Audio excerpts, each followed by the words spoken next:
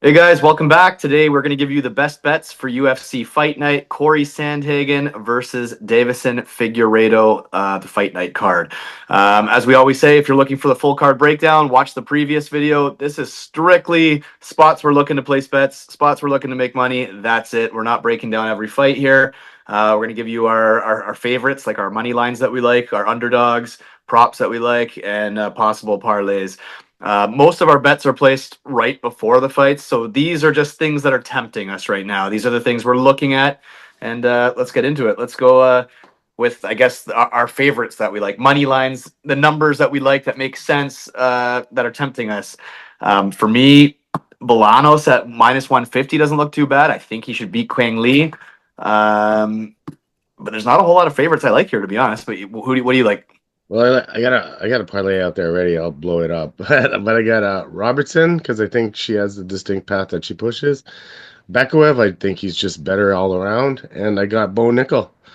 Three of those give me plus money odds. And I hammered those three because I think like those three are like distinct patterns, right? You know what I mean? And That's funny because my only two money lines I liked were Bo Nickel, although he's grown. At one point, he was actually like -200. Now he's back at like -330 or something like it that. was still fair for Bo Nickel, bro. Yeah, oh yeah, he's usually -5,000. So Yeah. this is the best you're ever going to get him. And like you said, Jillian Robertson definitely should be able to take down Marina Rodriguez. That's all I have for favorites that I like. I actually like a lot of dogs here. Well, not necessarily like super confident on them, but I think there's value on them. So let's go right to the underdogs then. For underdogs, I don't really see why Smotherman's the underdog. I think he's going to win that fight. So I like Smotherman at +110. You got any underdogs you like? Smotherman, I do, but I actually like his decision line a little bit better at plus 275. That's a And prop. then that's and I know, but like I like him too, but I won't I don't think I'll bet him at plus 110. Yeah. But I bet Figgy at plus 3 fucking 50. I don't So know if you guys have seen that picture. I'll post a clip of it up here. Figgy looks completely out of shape. People he are said questioning that whether was an old picture that they blew is it it up. old. That's what he said. He retorted on the picture that got blown up. He Oh, said okay. it's an old picture of when he was injured and he had started his training a while back. Oh, okay. I'm very happy to hear that because one, I was about to bankroll Sandhagen, so thank you for stopping me on Yeah. that. And I two, got. I saw. I'll send you the article if you want. It's on Junkie.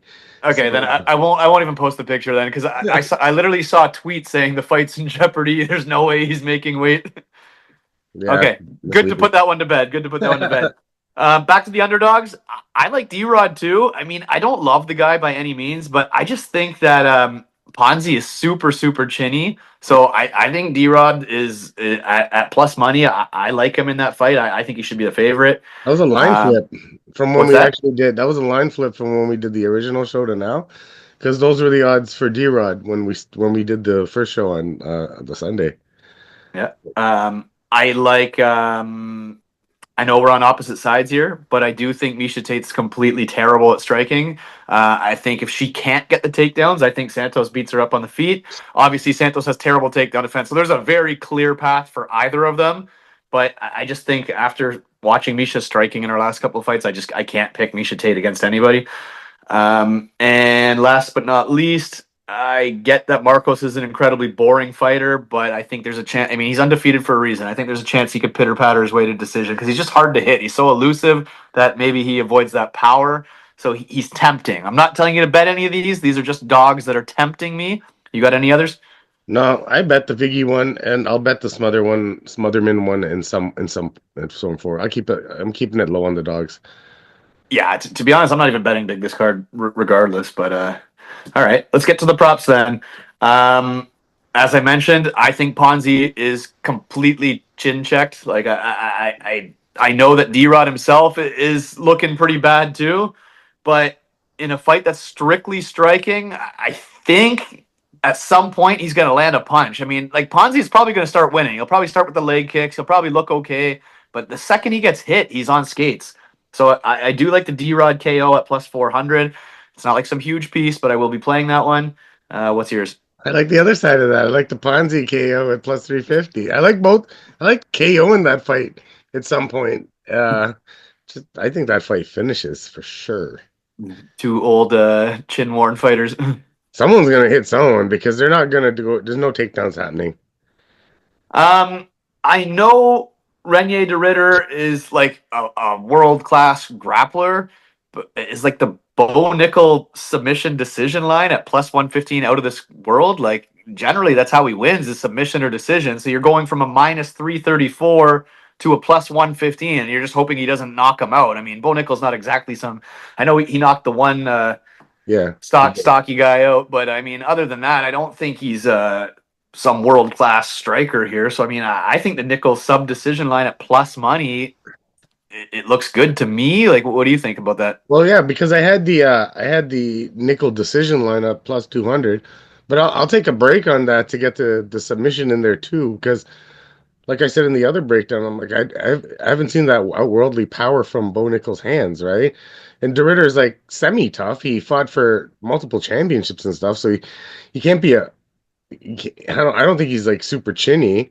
I know he's been knocked out, but like, does Bo Nickel possess that? I don't think so.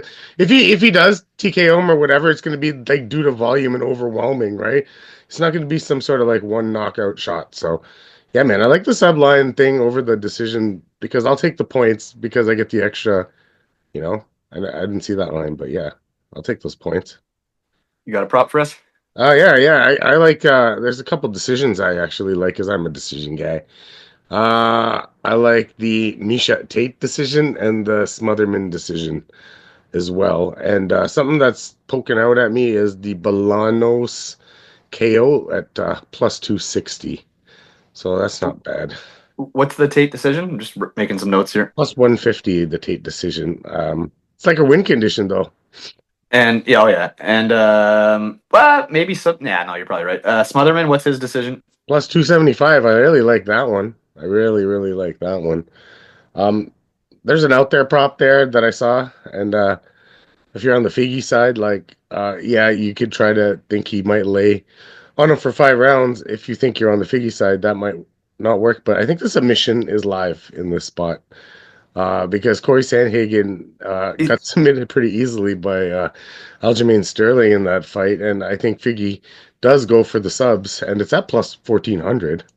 I mean, Sandhagen's got a pretty proven chin, so even the Figgy decision submission line, I'm sure that's still going to give you extra points. Yeah, you're getting plus 500 on that. Um, I wouldn't take him by decision because anything can happen. Like I said, it's a tight fight, tighter than plus 400 or whatever it's at now. That's the only reason I took it. But if you like it, I think the submission is very open for if you think he's going to get on the ground. Like I'm going to sprinkle 1400 with the tenor for sure. So All right. One prop I'm just going to throw out there. Like I am on the Becca website, but like you know me, I'm a big sure dog guy. Their their preview of the card, they have Loader winning by decision, saying that there's a world where this just a American wrestler guy can just fucking lay on him for 3 rounds. I don't think that's really going to be possible because I think Becca was a good wrestler, but the Loader decision at plus 650. That's the only way he can win is by laying on him. So I mean, it might be a tiny sprinkle there. I am on the other side as far as my pick goes. I've already said that, but Sherdog seemed pretty confident on that one. So I guess it can make sense. I guess.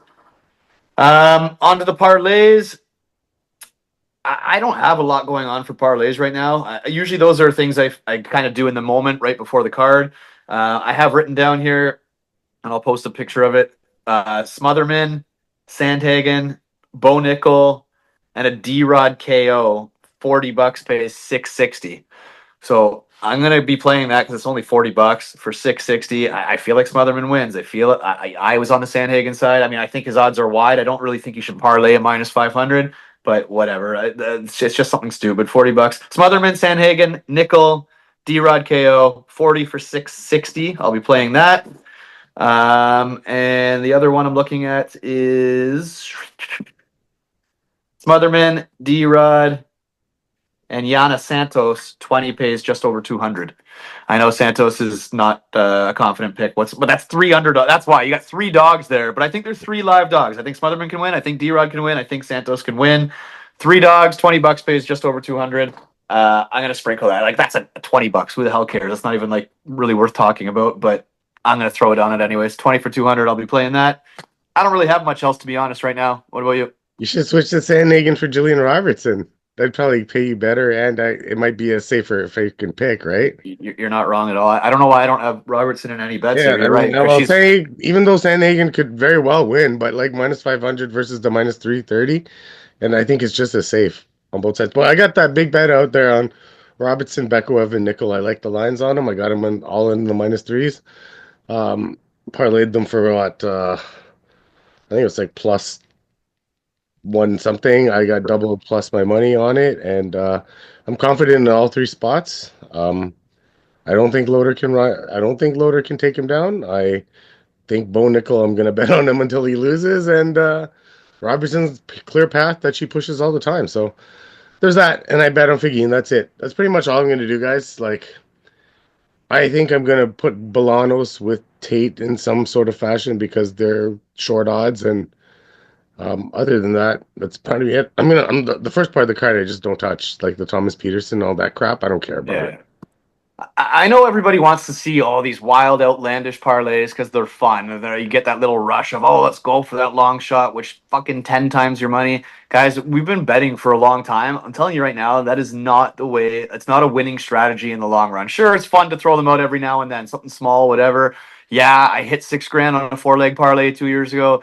Yeah, I hit 3 grand a year ago, whatever. But like more often than not, you will lose on the parlays. I'm starting to learn slowly but surely. It's better to just build one fight at a time, like singles or doubles. Like don't go with those fucking 5 leg parlays and shit. Build slowly but surely. Singles, doubles, a prop here and there.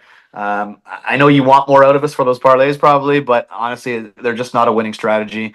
Mm-mm. Slow and steady wins the race here. That treble I did was the pretty much as far as I go nowadays, right? Like the only reason that I added a third leg was because I feel like Bo Nickel is just not built to lose yet from the UFC. So I'm taking him right now as a free square, like I take John Jones as a free square until he loses.